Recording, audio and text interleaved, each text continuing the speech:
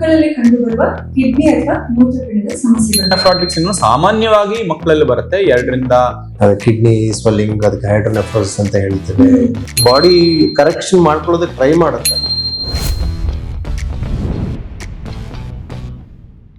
ನಮಸ್ಕಾರ, ನಾನು ಡಾಕ್ಟರ್ ಸುಶ್ರಾವ್ಯ.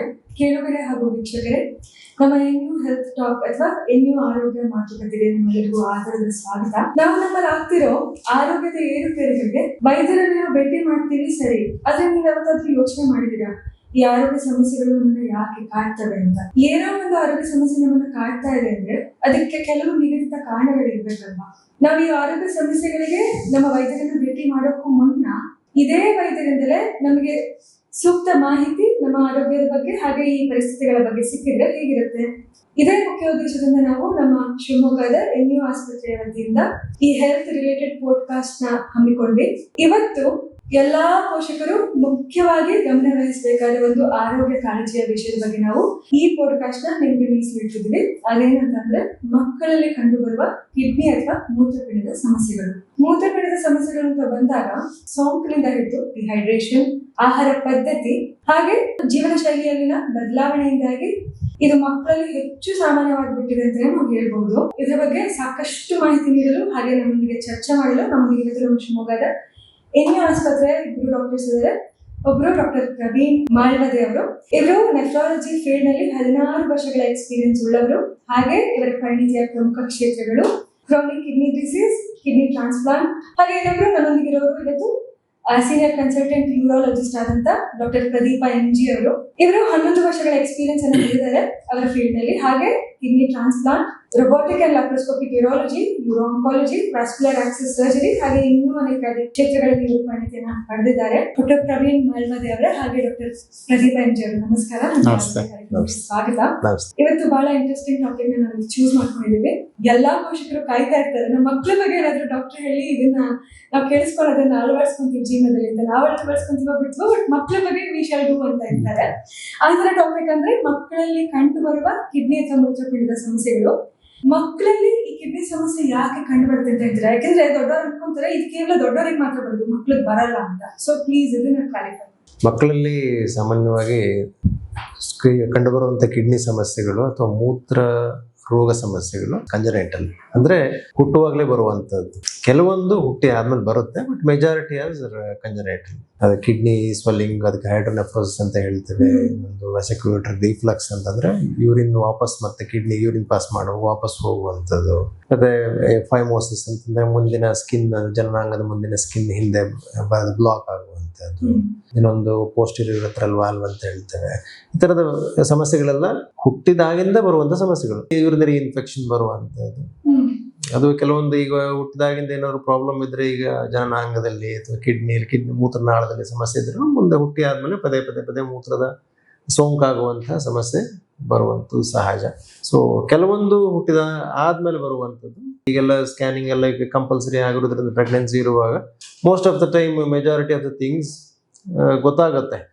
ಸಮಸ್ಯೆ ಇದೆಯಾ, ಕಿಡ್ನಿಗಳೆಲ್ಲ ಚೆನ್ನಾಗಿ ಬೆಳವಣಿಗೆ ಆಗ್ತಿದೆ, ಕಿಡ್ನಿಗಳಲ್ಲಿ ಏನೋ ಸ್ವೆಲ್ಲಿಂಗ್ ಇದೆಯಾ, ಮೂತ್ರ ಚೀಲದಲ್ಲಿ ಏನೋ ಸ್ವೆಲ್ಲಿಂಗ್ ಇದೆಯಾ, ಜನನಾಂಗದಲ್ಲಿ ಏನೋ ಸ್ವೆಲ್ಲಿಂಗ್ ಇದೆಯಾ ಅಂತ ಗೊತ್ತಾಗುತ್ತೆ.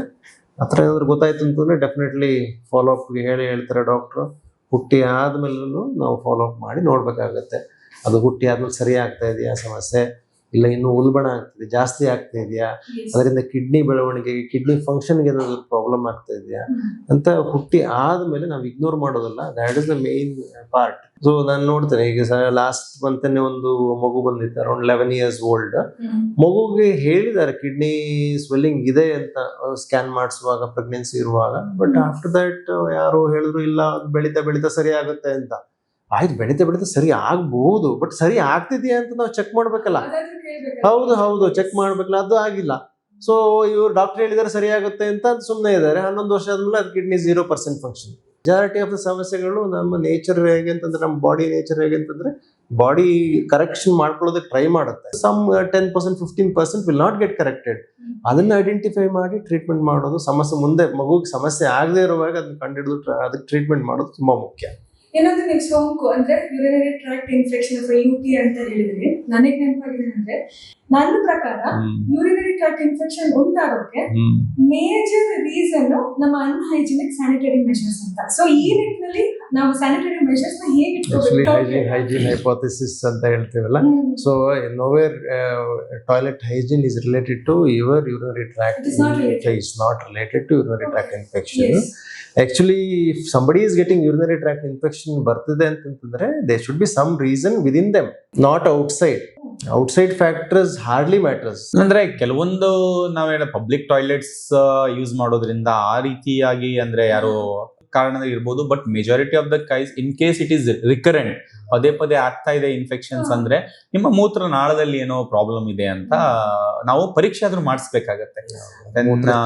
ಪ್ರಾಬ್ಲಮ್ ಮೂತ್ರನಾಳದಲ್ಲಿ ಇರಬಹುದು, ಇಲ್ಲ ಅವ್ರಿಗೆ ಹೇಳಿದ ಅವರ ಇಮ್ಯುನಿಟಿಲಿ ಕಡಿಮೆ ಇರುವಂತದ್ದು, ಈಗ ಡಯಾಬಿಟಿಸ್ ಇರುವಂತ uncontrol diabetes, that may be the reason for recurrent urinary tract infection. Psychoanalyst Sigmund Freud ಬಗ್ಗೆ ತಿಳ್ಕೊಂಡಿದ್ದೀರಾ? ಅವರ ಸೈಕೋಅನಾಲಿಸ್ಟಿಕ್ ಥಿಯರಿಲಿ ಅವ್ರು ಹೇಳ್ತಾರೆ ಮಗುವಿನ ಪಾಟಿ ಟ್ರೈನಿಂಗ್ ಅಥವಾ ನಾವೇನು ಏನಲ್ ಸ್ಟೇಜ್ ಅಂತೀವಿ ಅದು 18 months to 3 years ಅಲ್ಲಿ ಡೆವಲಪ್ ಆಗುತ್ತೆ ಅಂತ ಅವ್ರು ಹೇಳ್ತಾರೆ. ಆ ಡೆವಲಪ್ಮೆಂಟಲ್ ಮೈಲ್ ಸ್ಟೋನ್ ಅಲ್ಲಿ ಏನಾದ್ರೂ ಫಿಕ್ಸೇಷನ್, ಪರ್ಸನಾಲಿಟಿ ಫಿಕ್ಸೇಷನ್ ಆಗಿದೆ, 2 ತರದ ಔಟ್ಕಮ್ಸ್ ಬರ್ಬೋದು. ಒನ್ ಇಸ್ ಏನಲ್ ರಿಟೆಂಟಿವ್, ಅನದರ್ ಇಸ್ ಏನಲ್ ಎಕ್ಸ್ಪಲ್ಸಿವ್. ಏನಲ್ ರಿಟೆಂಟಿವ್ ಮಕ್ಳು ಏನ್ ಮಾಡ್ತಾರೆ, ಓವರ್ಲಿ ಸ್ಟ್ರಿಕ್ಟ್ ಪೇರೆಂಟ್ಸ್ ಇರೋದ್ರಿಂದ ಎಲ್ಲರೂ ಮಲಮೂತ್ರ ಪಾಸ್ ಮಾಡೋದೇ ಇಲ್ಲ. ಯಾಕೆ ಮನೇಲಿ ಯಾರು ನೋಡ್ಬಾರ್ದು, ಹೊರಗಡೆ ಸೌಂಡ್ ಕೇಳಿಸಬಾರ್ದು, ಅದೊಂದು No, that is the major cause nowadays. That is a major cause for repeated urinary tract infection. We call it as bowel bladder dysfunction. Yeah, nobody was talking earlier about that. There's a major problem with the toilet training. Yeah, inexpensive majority of the children who are coming with repeated urinary tract infection, invariably they will be having bowel bladder dysfunction. ಇನ್ನೊಂದು nephrotic syndrome ಅಂತ ಏನು doctor? ಈಗ nephrotic syndrome ಅಂದ್ರೆ ನಾವು ಕಿಡ್ನಿಯ ಕಾಯಿಲೆಗಳನ್ನ ನೀವೇನು ಹೇಳ್ತೀವಿ, ಮಕ್ಕಳಲ್ಲಿ ಬರುವ ಕಿಡ್ನಿಗಳು ಒಂದು ಮೂತ್ರಕೋಶದ ಕಾಯಿಲೆಗಳು ಅಂದ್ರೆ ಯೂರಾಲಜಿ ಪ್ರಾಬ್ಲಮ್ಸ್ ಅಂತ ಹೇಳ್ತೇವೆ. ಇನ್ನು ಕಿಡ್ನಿಯ ಪ್ರಾಬ್ಲಮ್ಗಳು ಅಂದ್ರೆ ಕಿಡ್ನಿಯಲ್ಲಿ ಒಂದು ಜನನ ಟೈಮ್ಗೆ ಪ್ರಾಬ್ಲಮ್ಸ್ ಆಗ್ಬಹುದು, ಅಥವಾ ಹುಟ್ಟಿ ಆದ್ಮೇಲೂ ಪ್ರಾಬ್ಲಮ್ಸ್ ಆಗ್ಬಹುದು. ನೆಫ್ರಾಟಿಕ್ ಸಿಂಡ್ರೋಮ್ ಅನ್ನೋದು ಒಂದು ಕಿಡ್ನಿಯಲ್ಲಿ ನಮ್ಮ ಏನು ಫಿಲ್ಟರ್ ಫಂಕ್ಷನ್ ಇದೆ ಅದರಲ್ಲಿ ಒಳ್ಳೆ ಕೆಟ್ಟ ಅಂಶಗಳ ಮಾತ್ರ ಯೂರಿನಲ್ಲಿ ಹೋಗ್ಬೇಕಾಗತ್ತೆ ಫಿಲ್ಟರ್ ಆಗಿ. ಕೆಲವೊಂದ್ಸಲ ಏನಂದ್ರೆ ಪ್ರೋಟೀನ್ ಅನ್ನೋದು ಲೀಕ್ ಆಗ್ತಾ ಇರುತ್ತೆ. ಸಾಮಾನ್ಯವಾಗಿ 100,000 ಮಕ್ಕಳಿದ್ರೆ ಒಂದು 5 ಜನರಲ್ಲಿ ಈ ತರ ಪ್ರೋಟೀನ್ ಲೀಕ್ ಕಾಯಿಲೆ ಕಂಡು ಇರುತ್ತೆ. ಸೊ ಈ ಕಾಯಿಲೆ ನಾವು ಮತ್ತೆ ಹೇಗ್ ನೋಡ್ತೀವಿ ಅಂದ್ರೆ ಕೆಲವೊಬ್ಬರಿಗೆ 1 ವರ್ಷದ ಒಳಗೆ ಬರುತ್ತೆ, ಇನ್ನು ಬಿಟ್ವೀನ್ 2 to 10 years ಈ ಏಜ್ ಗ್ರೂಪ್ ಅಲ್ಲಿ ಬರುತ್ತೆ. ಸೊ ಲೆಸ್ ದೆನ್ 1 years ಅಲ್ಲಿ ಬಂದ್ರೆ ಸ್ವಲ್ಪ ಕಷ್ಟದ ಕಾಯಿಲೆ, ಯಾಕಂದ್ರೆ ಇದು ಸ್ವಲ್ಪ ಜೆನೆಟಿಕ್ ಕಾಸಸ್ ಇಂದ ಬರ್ಬೋದು. ಈ ರೀತಿಯಾಗಿ ಒಂದು ಕಾರಣ ನೀವು ಕೇಳ್ತಾರೆ ಯಾಕೆ ಬರುತ್ತೆ ಅಂತ. ಕೆಲವೊಂದ್ಸಲ ನಮ್ಮಲ್ಲಿ ಏನು ಒಂದು ಅನ್ಸ್ಯಾಂಗ್ವಿನಸ್ ಮ್ಯಾರೇಜಸ್ ಸ್ವಲ್ಪ ಜಾಸ್ತಿ, ಅಂದ್ರೆ ಸಂಬಂಧಿಕರಲ್ಲಿ ಮದುವೆ ಆಗುವಂತ ಪರಂಪರೆ ಇನ್ನೂ ಇದೆ, ಕಡಿಮೆ ಆಗಿದೆ ಬಟ್ ಇನ್ನೂ ಇದೆ. ಸೊ ಈ ತರ ಆದಾಗ ಆ ಜೆನೆಟಿಕ್ ಕಾಯಿಲೆಗಳು ಬರಬಹುದು. ಇದರಲ್ಲಿ ಒಂಥರ ನೆಫ್ರಾಟಿಕ್ ಸಿಂಡ್ರೋಮ್ ಅಂತ ಹೇಳ್ತೀವಿ. ಇನ್ನೊಂಥರ ನೆಫ್ರಾಟಿಕ್ ಸಿಂಡ್ರೋಮ್ ಸಾಮಾನ್ಯವಾಗಿ ಮಕ್ಕಳಲ್ಲಿ ಬರುತ್ತೆ, 2 ರಿಂದ 10 ವರ್ಷದ ಅವಧಿಯಲ್ಲಿ ಅವರ ಏಜ್ ಗ್ರೂಪ್ ಅಲ್ಲಿ ಬರುತ್ತೆ. ಸೊ ಈ ತರ ಕೂಡ ಅದರಲ್ಲೂ ಕೂಡ ನಾವು ವಿಂಗಡಿಸೋದಂದ್ರೆ ಒಂದು 2 ತರ ಅಂತ ಹೇಳ್ತೀವಿ. ಸೊ ಕೆಲವೊಬ್ಬರಿಗೆ ಒಂದ್ಸಲ ಈ ತರ ಪ್ರೋಟೀನ್ ಲೀಕ್ ಆಗಿ ಮತ್ತೆ ಯಾವಾಗೂ ಬರೋದಿಲ್ಲ, ಇದು ಕೇವಲ ಒಂದು 10-20% ಅಲ್ಲಿ ಮಾತ್ರ. ಮತ್ತೆ ಕೆಲವೊಬ್ಬರಿಗೆ ಏನಾಗುತ್ತೆ ಪದೇ ಪದೇ ಬರುತ್ತೆ, ಅಂದ್ರೆ ವರ್ಷದಲ್ಲಿ 3-4 ಸಲ ಹೀಗೆ ಪ್ರೋಟೀನ್ ಲೀಕ್ ಆಗುತ್ತೆ. ಸೊ ಇದಕ್ಕೆ ಅವರು ಏನಾಗಬೇಕಾಗುತ್ತೆ, ಸ್ವಲ್ಪ ಚಿಕಿತ್ಸೆನ ಸ್ವಲ್ಪ ಲಾಂಗ್ ಟೈಮ್ ಚಿಕಿತ್ಸೆ ಬೇಕಾಗುತ್ತೆ. ಬಟ್ ಒಂದು ಪಾಸಿಟಿವ್ ಸೈಡ್ ಆಫ್ ಇಟ್ ಎಲ್ಲಾ ಕಾಯಿಲೆಗಳು as the child grows the outgrow this disease. ಅಂದ್ರೆ ಆ ಕಾಯಿಲೆಗಳನ್ನ ಕರೆಕ್ಟ್ ಆಗಿ ಚಿಕಿತ್ಸೆ ತಗೊಂಡಾಗ ಅವ್ರ ವಯಸ್ಸಾಗ್ತಾ ಅರೌಂಡ್ 16, 18, 20 years ಆಗ್ತಾ ಅವರು ಕಿಡ್ನಿ ಫಂಕ್ಷನ್ ಉಳ್ಕೊಂಡಿರುತ್ತೆ, ಚೆನ್ನಾಗೇ ಉಳ್ಕೊಂಡು ಅವ್ರು ಸಾಮಾನ್ಯವಾಗಿ ಬೆಳಿತಾರೆ ಆಮೇಲೆ. ಸೊ ದ ಪೀರಿಯಡ್ ಇಲ್ಲಿ ಏನಾಗುತ್ತೆ, ನೀವು ಹೇಳ್ತಾ ಇದ್ರಿ ಏನಂದ್ರೆ ಮಕ್ಕಳಿಗಿಂತ ಈ ಪೇರೆಂಟ್ಸಿಗೆ ಟ್ಯೂಷನ್ ಬೇಕು ಅಂತ. ಸೊ ಇದ್ರಲ್ಲೂ ಕೂಡ ಯಾಕಂದ್ರೆ ಇದ್ರಲ್ಲಿ ತಾಳ್ಮೆ ಬೇಕು. ಈಗ ನೆಫ್ರಾಟಿಕ್ ಸಿಂಡ್ರೋಮ್ ಬಂದಿದೆ, ನಂಗೆ ಪದೇ ಪದೇ ಬರ್ತಾ ಇದ್ರೆ ಪೇಷಂಟ್ಸ್ ಏನಾಗ್ತದೆ, ಪೇರೆಂಟ್ಸ್ ಒಂದ್ ಡಾಕ್ಟರ್ ಇಂದ ಇನ್ನೊಂದು doctor they should understand this will go, but they need proper therapy. ಏನಾಗುತ್ತೆ, ಒಬ್ಬರಿಂದ ಇನ್ನೊಬ್ರ ಹತ್ರ ಹೋಗ್ತಾ ಇದ್ದಾಗ ಏನಾಗುತ್ತೆ, ಅಲ್ಲಿ ಕನ್ಫ್ಯೂಷನ್ ಆಗ್ಬಿಡುತ್ತೆ. ಹಾಗೆ ಕೆಲವೊಂದು ನಾವು ಟ್ರೀಟ್ಮೆಂಟ್ ಮಾಡುವಾಗ ಆ ಥೆರಪಿಸ್ ಕೂಡ ಏನ್ ಆಗ್ತಾ ಇದೆ, ಅದರಿಂದ ಏನಾದ್ರು ಅವ್ರಿಗೆ ಸೈಡ್ ಎಫೆಕ್ಟ್ ಆಗ್ತಿದೆ ಅದು ಮಾನಿಟರಿಂಗ್ ಬೇಕಾಗುತ್ತೆ. So this is one kind of nephrotic syndrome ಅಂತ ಹೇಳ್ತೀವಿ. ಇನ್ನು ಕೆಲವೊಂದು ಪೋಸ್ಟ್ ಇನ್ಫೆಕ್ಷಸ್ ಗ್ಲೋಮರುಲರ್ ನೆಫ್ರೈಟಿಸ್ ಅಂತ ಹೇಳ್ತೀವಿ. ಅಂದ್ರೆ ಯಾವರಿಗೆ ಮಕ್ಕಳಿಗೆ ಒಂದು ಕೆಮ್ಮು ಕಫ ಆಗ್ಲಿ ಅಥವಾ ಸ್ಕಿನ್ ಅಲರ್ಜಿ ಆಗಿ, ಕೆಲವೊಂದ್ಸಲ ಈ ಮಕ್ಕಳು ಬೇಸಿಕಲಿ ನಾವು ನೋಡೋದಂದ್ರೆ ಈ ಹಾಸ್ಟೆಲ್ ಇರ್ತಾರೆ, ಅಲ್ಲಿ ಬ್ಲಾಂಕೆಟ್ಸ್ ಎಲ್ಲ ಚೆನ್ನಾಗಿ ಕ್ಲೀನ್ ಆಗಿ ಇರೋರ ಶೇರ್ ಮಾಡ್ತಾರೆ. ಸೊ ಈ ಸ್ಕೇಬಿಸ್ ತರ ಕಾಯಿಲೆ ಆಗುತ್ತೆ, ಅಂದ್ರೆ ಇಚ್ಚಿಂಗ್ ಎಲ್ಲ ಆಗುವಂತ ಕಾಯಿಲೆ ಆಗುತ್ತೆ. ಸೊ ಇದಾಗಿ 3-4 ವಾರಗಳ ನಂತರ ಈ ಪೋಸ್ಟ್ ಇನ್ಫೆಕ್ಷನ್ಸ್ ಗ್ಲೋಮರಲ್ ನೆಫ್ರೈಟಿಸ್ ಅಂತ ಹೇಳ್ತೇವೆ. ಇಲ್ಲಿ ಕೂಡ BP ಜಾಸ್ತಿ ಆಗೋದು, ಮಕ್ಕಳಲ್ಲೇ BP ಬರೋದು ಇದಾಗುತ್ತೆ. But this is temporary, but they need therapy during that time. ಅಂದ್ರೆ ರೆಕಗ್ನೈಸ್ ಮಾಡಿ ಟ್ರೀಟ್ಮೆಂಟ್ ಕೊಡ್ಸೋದು. ಕೆಲವೊಂದ್ಸಲ ಏನಾಗುತ್ತೆ, ಅವ್ರು ರೆಕಗ್ನೈಸ್ ಮಾಡ್ತಾರೆ ಬಟ್ ಟ್ರೀಟ್ಮೆಂಟ್ ತಗೊಳ್ಳೋ BP ಜಾಸ್ತಿ ಆಗಿ ಫಿಟ್ಸ್ ಬರುವಂತದ್ದು, ಹಾರ್ಟ್ ಮೇಲೆ ಒತ್ತಡ ಬೀಳುವಂತದ್ದು, ಈ ತರ ಆಗುತ್ತೆ. So these are all things. So these are prevention. ಅಂದ್ರೆ ಏನ್ ಹೇಳ್ತಾರೆ, hygiene towards hygiene. Yes, hostel environment ಇದ್ದಾಗ ನಾವೇನು ಕ್ಲೀನ್ನೆಸ್ ಇದೆಯಾ, ಸೊ ಇದೆಲ್ಲ ಆದ್ಮೇಲೆ ನಮಗೆ ವೆಸ್ಟರ್ನ್ ಕಂಟ್ರೀಸಿಗೆ ಹೋದ್ರೆ ಇದೆಲ್ಲ ಆಲ್ಮೋಸ್ಟ್ ಝೀರೋ ಆಗ್ಬಿಟ್ಟಿದೆ. ಯಾಕೆ ಆಗಿದೆ ಅಂದ್ರೆ because of just it's not about treatment, it's about prevention ಅಲ್ಲಿ. ಡಾಕ್ಟರ್, ಇನ್ನೊಂದು ಸಮಸ್ಯೆ ಪೇರೆಂಟ್ಸ್ ಹೇಳೋದು, ನಾನು ಫುಲ್ 1 ಲೀಟರ್ ಬಾಟ್ಲ್ ಮಗು ಕೊಟ್ಟು ಕಳ್ಸಿರ್ತೀನಿ, ಅದು ಹಂಗೆ ಬರುತ್ತೆ ಮನೆಗೆ ಮರ್ತು ಬರ್ತಾನೆ ಅಂತ. ಡಿಹೈಡ್ರೇಷನ್ ದೊಡ್ಡ ಸಮಸ್ಯೆ. Yeah, definitely. Adequate hydration is good for health. Either not overhydration or underhydration. The dehydration is not good for health. Adequate amount of water should be taken. Recommended is it depends on your activity. If child is too active, requires more amount of water. Hydration tips anta ಏನು ಕೊಡ್ತೀರಾ? ಮಕ್ಕಳು ಮರಿಬಾರ್ದು and overhydrate ಕೂಡ ಆಗೋದು. Yeah, overhydrate ಆಗೋ overhydration that itself can cause increased frequency. Concentrate ಮಾಡ್ಲಿಕ್ಕೆ ಆಗೋದಿಲ್ಲ ಕ್ಲಾಸಲ್ಲಿ, ಪದೇ ಯೂರಿನ್ ಹೋಗ್ಬೇಕಾಗತ್ತೆ ಅಲ್ವಾ? ಸೊ ಫ್ರೀಕ್ವೆಂಟ್ ಸ್ಕೂಲ್ ರೂಟೀನ್ ಅಲ್ಲಿ ಸ್ಟ್ರಿಕ್ಟ್ ಡಿಸಿಪ್ಲಿನರಿ ಮೆಷರ್ಸ್ ಮಧ್ಯೆ ಆ ಕ್ಲಾಸ್ ಮಧ್ಯೆ ಮೂತ್ರ ಪಾಸ್ ಮಾಡಬಾರ್ದು ರೂಲ್ ಸರಿನಾ ತಪ್ಪಾ? It depends on the child to child depend. If the child is suffering from any problems in the urinary tract, that child cannot hold the urine. Correct. And we should not allow that also. So if that child idre, we need to recognize that kind of child. Parents have to educate the teachers. ನನ್ನ ಮಗನಿಗೆ ಈ ತರ problem ಇದೆ, so ಮೂತ್ರ ಕಟ್ಕೊಂಡ್ರೆ problem ಆಗುತ್ತೆ ಅಂತ doctor ಹೇಳಿದೆ, so please kindly allow whenever he asks ಅಂತಂದ ಅವ್ರಿಗೆ ಇನ್ಫಾರ್ಮೇಶನ್ ಕೊಟ್ರೆ definitely nobody will say no. So that information has to be reached. ಇನ್ನೊಂದು ಡಾಕ್ಟರ್, ಕಿಡ್ನಿ ಸ್ಟೋನ್ಸ್ ಬಗ್ಗೆ ಮಾತಾಡೋಣ. ಜಸ್ಟ್ 1 ಲೈನ್ ಅಲ್ಲಿ ಹೇಳಿ, ನಾನು ಮತ್ತೆ ಈ ಟಾಪಿಕ್ ನ ಪಿಕ್ ಮಾಡ್ತೀನಿ. ಕಿಡ್ನಿ ಸ್ಟೋನ್ಸ್ ಬರೀ ಡಿಹೈಡ್ರೇಷನ್ ಇಂದ ಮಾತ್ರ ಬರೋದಾ ಅಥವಾ ಬೇರೆ ಕಾರಣ? ಕಿಡ್ನಿ ಸ್ಟೋನ್ಸ್ ಬಹಳಷ್ಟು ಕಾರಣಗಳಿಂದ ಬರುತ್ತೆ. If you are talking about pediatric kidney stones, ಏನೋ ಒಂದು ಕಾರಣದಿಂದನೇ ಬರುತ್ತೆ. So it's not dehydration. ಯಾರಿಗಾರು ಮಕ್ಕಳಲ್ಲಿ ಕಿಡ್ನಿ ಸ್ಟೋನ್ಸ್ ಆಗಿದೆ ಅಂದ್ರೆ ಥರೋ ಇವ್ಯಾಲ್ಯೂಯೇಷನ್ ಯಾಕೆ ಆಗಿದೆ ಅನ್ನೋದು ಪರೀಕ್ಷೆ ಮಾಡಿಸ್ಬೇಕು. ಯಾಕಂದ್ರೆ ಕೆಲವೊಂದ್ಸಲ ಏನಾಗುತ್ತೆ, ಟ್ರೀಟ್ಮೆಂಟ್ ಸ್ಟೋನ್ ಆಗಿದೆ, ಒಂದ್ ಸಣ್ಣದಾಗಿದೆ, ಪಾಸ್ ಆಗ್ಬಿಟ್ಟಿದೆ, ಇರ್ಲಿ ಬಿಡು ಆಗ್ಬೋದು ಅಂತ ಬಿಟ್ಬಿಡ್ತಾರೆ. ಬಟ್ ನೆಕ್ಸ್ಟ್ ಟೈಮ್ ಬಂದಾಗ ಅವ್ರಿಗೆ ಮಲ್ಟಿಪಲ್ ಸ್ಟೋನ್ಸ್ ಆಗೋದು, ಅವ್ರದ್ದು ಕಿಡ್ನಿನೂ ಫೇಲ್ ಆಗ್ಬೋದು. So paediatric stone is not like adult stones. They have to get evaluated. ಬರುವಂತ stone disease they will be having one or the other metabolic abnormalities in their blood or in the urine.